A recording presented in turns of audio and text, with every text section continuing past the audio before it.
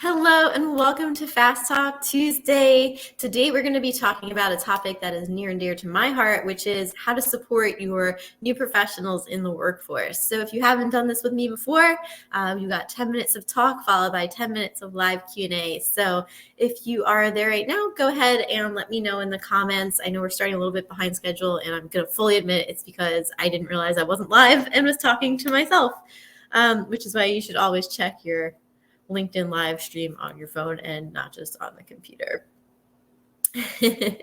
So hopefully you're seeing me live now. Okay, so let's get started. There is a difference between being new to the work and being new to the job. So new to the work means you've come from other professional experiences and you're going to get started and you have to learn how to be, let's say, a counselor at this clinic instead of the clinic before. But new to professional work, new to the job, new to work period is kind of a different story. There's a whole big learning curve on top of the usual things. So many organizations will support their employees with kind of getting into the role, but not necessarily with getting into being a professional. So let's talk about what it takes to transition into the workplace over the next few minutes.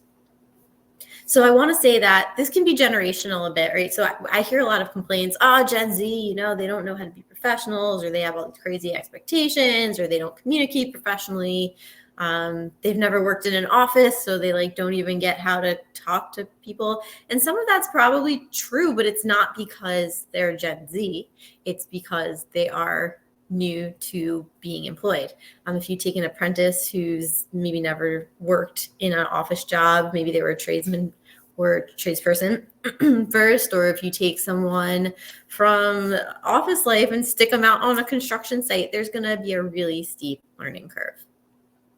So first and foremost, you've got to give your new employees an orientation into your company. So how do we do things here? Why do we do them this way? What is our purpose? How do we serve our clients? How do we compete in the marketplace?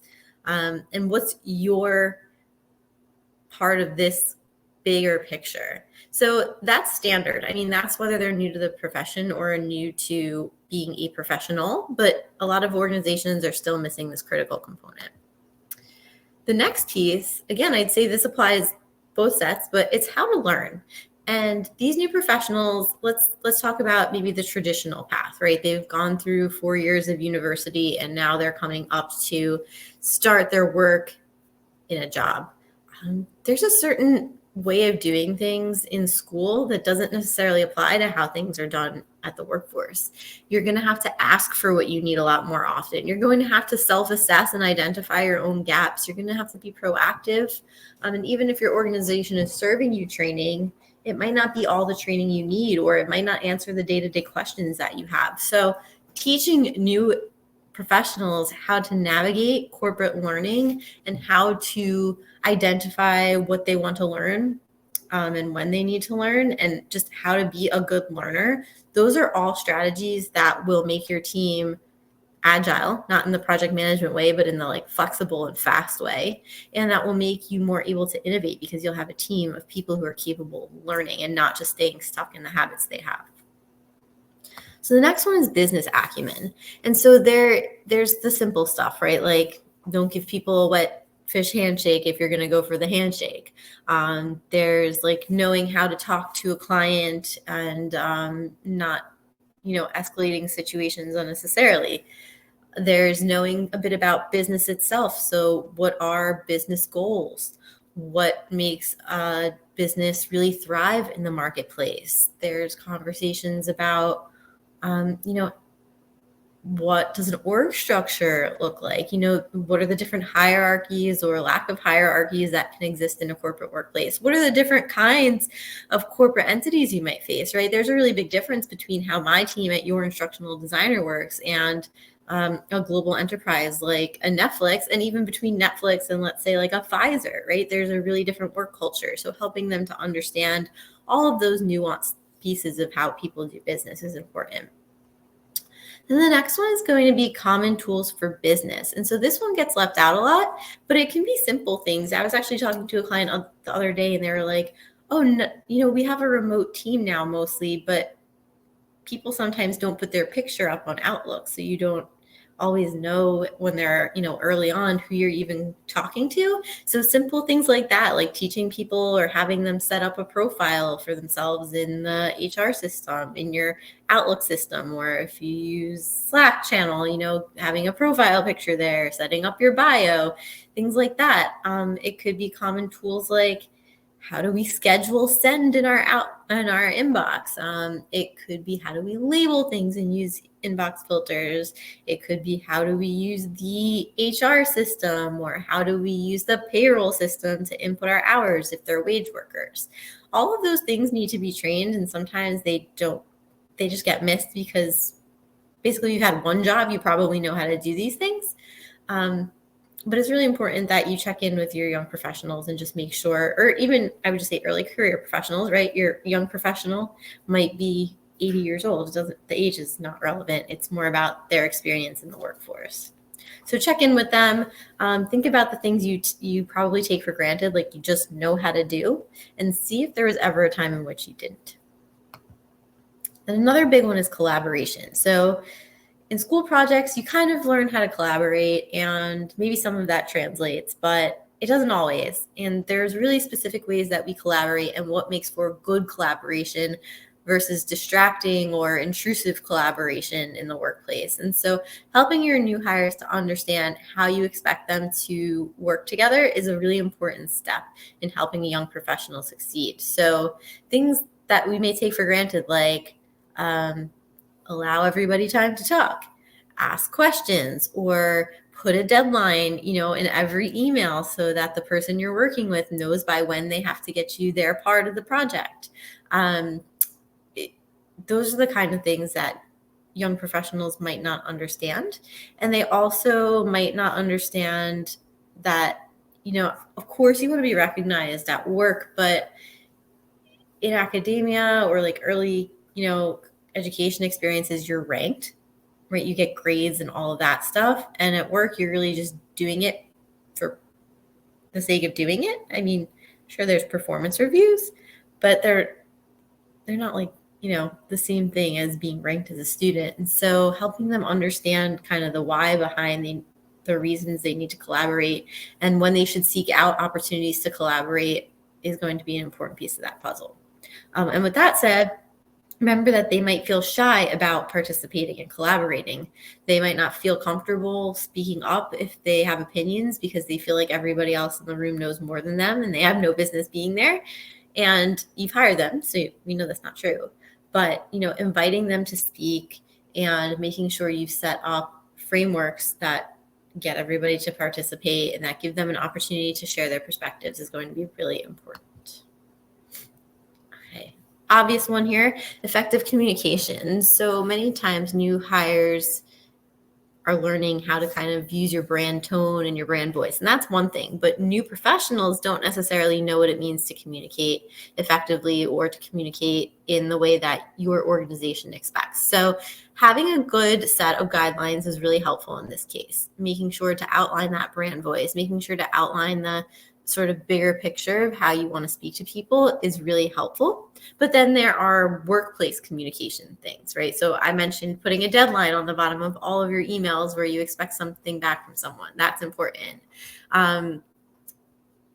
Communicating ahead of time, like if you're going to miss a deadline, sometimes that's okay, depending on the stakes, but not waiting until you've missed the deadline to communicate, right? Reminding them to communicate in advance, helping them to set expectations, to paraphrase when they hear their leaders communicating their expectations to them so that they can confirm that they've understood.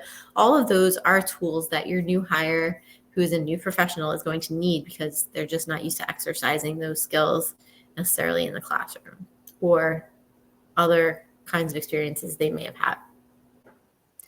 Cost benefit analysis. So at the surface, this looks like it's about money and risk. And yes, that's true in some cases, of course. But I think just helping new professionals to understand kind of the why and the weight of things is important in helping them make better decisions. So, let's say they get a little caught down in the weeds of learning all of this new stuff, and maybe they just start putting out fires and they don't step back and see the bigger picture of their role.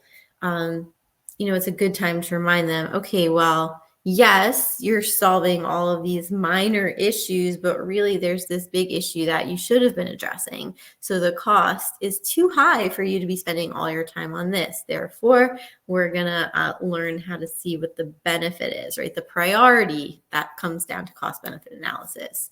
The performance comes down to cost benefit analysis. So introducing them to this concept early on is a good idea.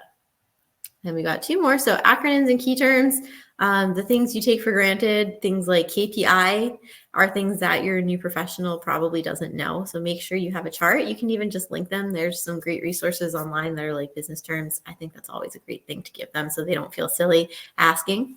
And then finally, pathways for development. So this is a good thing to have regardless of whether it's a new hire or a new professional entirely, but help them chart their course, help them see where they are starting, what the next level up is and where they can go from there and what it takes to move from point A to point B. Now, I hear a lot of complaints that Gen Z have these unreasonable expectations about, promotions and all of that stuff. But I think part of it actually comes back to us, the employers, because we're not setting any baseline for how to move within the organization or how to move within the career path. So if you're saying this is what it means to be junior and this is why you're not ready to move up to a level 2 role, or this is why you can't go from entry level to CEO in this role in this company. Maybe they start their own business, who knows, but this is why you can't do it. These are the gaps. This is the pathway you have to follow. Are you interested in this? Okay, great. Let's start planning that. So I'm at 10 minutes now, and I'm going to look over in the comments and answer questions, but as always, I'll be addressing, sort of the questions that I get while I wait for questions to come in. And so the first one is about communication and Gen Z. So a lot of people are like, oh, do they have an attention span? I guess it's not really communication, it's attention. And all this new stuff, out there, the TikTok, and I hear a lot of gripes about it. So what I want to respond to that first and foremost is you do need to be aware, regardless of it's Gen Z or not, of sort of the media your people are consuming and the things that motivate them and the things that drive them. So if yes, your entire Gen Z staff is now on TikTok, like ask them what they like about it. Ask them what they're learning on it. Ask them how they learn on it, right? So I think those are important questions that kind of get skipped. And like, there's this idea that all TikTok is the same, or that they can only pay attention for 30 seconds or 90 seconds because they watch these TikTok videos. And you'll find pretty quickly that isn't true.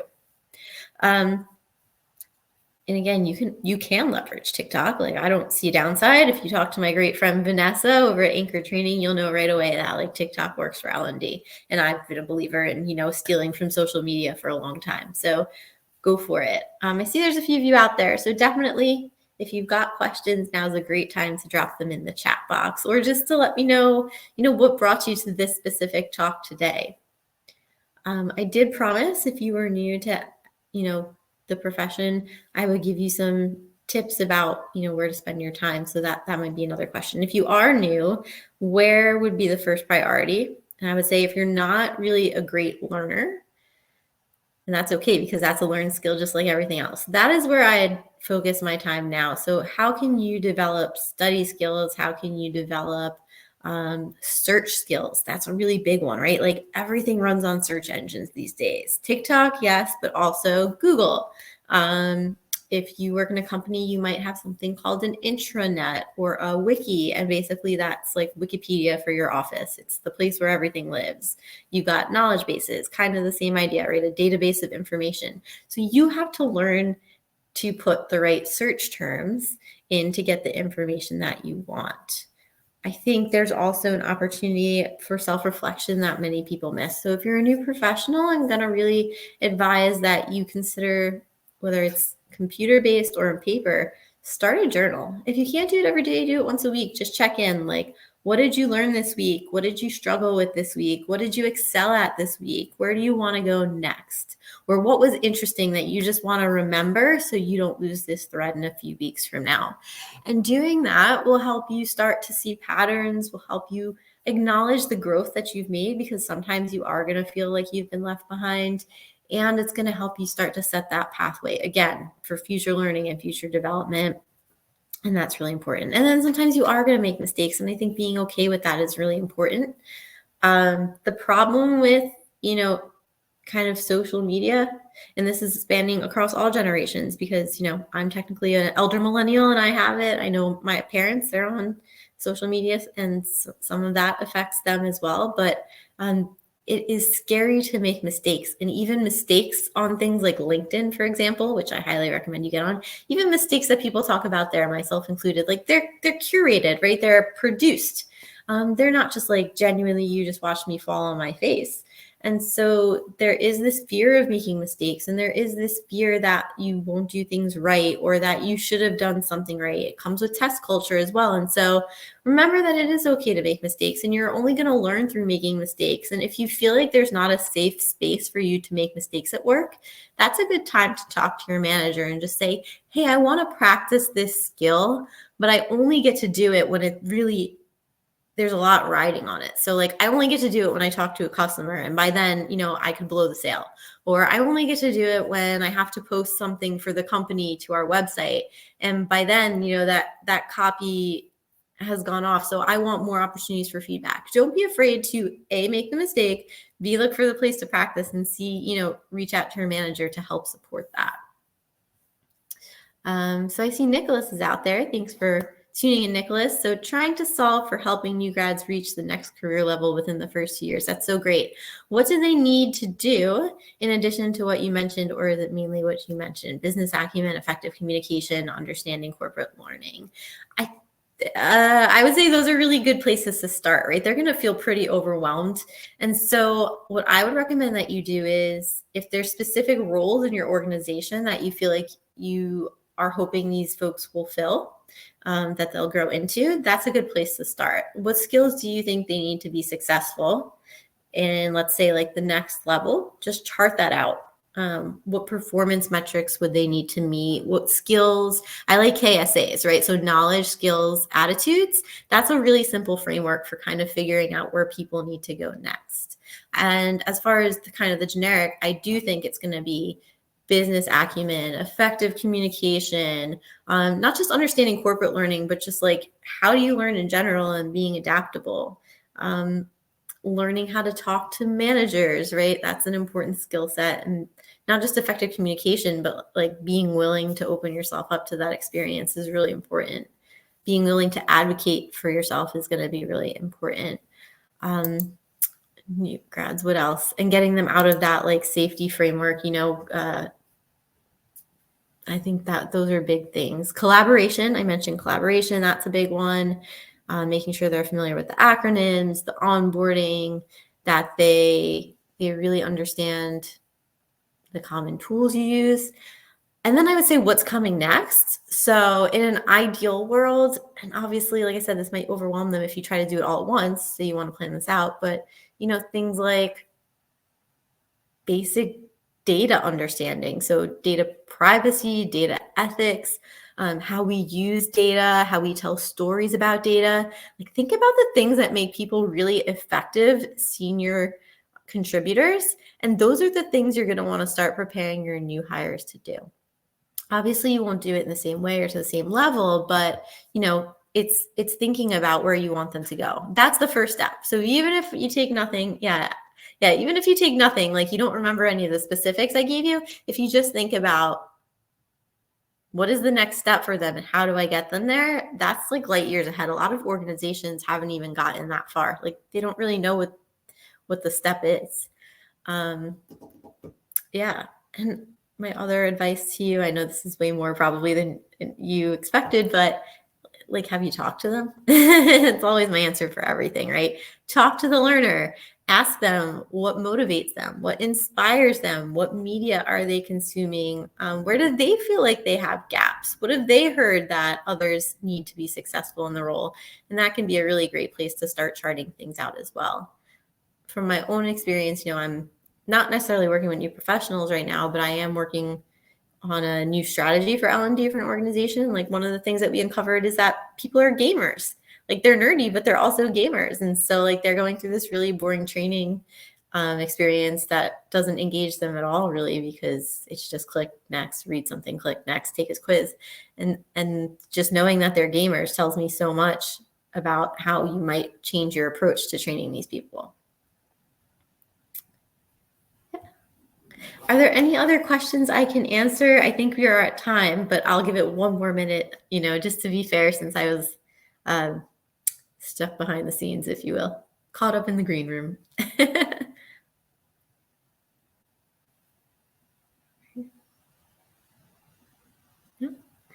All right. Well, if you do have questions, I can usually see the feed even after the event. So just go ahead and drop them in the chat. We're going to keep doing these Fast Talk Tuesdays, and I am always open to topics. So if you have something you'd like to hear, please feel free again to reach out to me, to connect with me. Let me know what you would like to talk about in the future. And I really appreciate you joining us today. We'll see you next Tuesday at 2 p.m. And you can find the topic right here on the Your Instructional Designer page. Have a great day.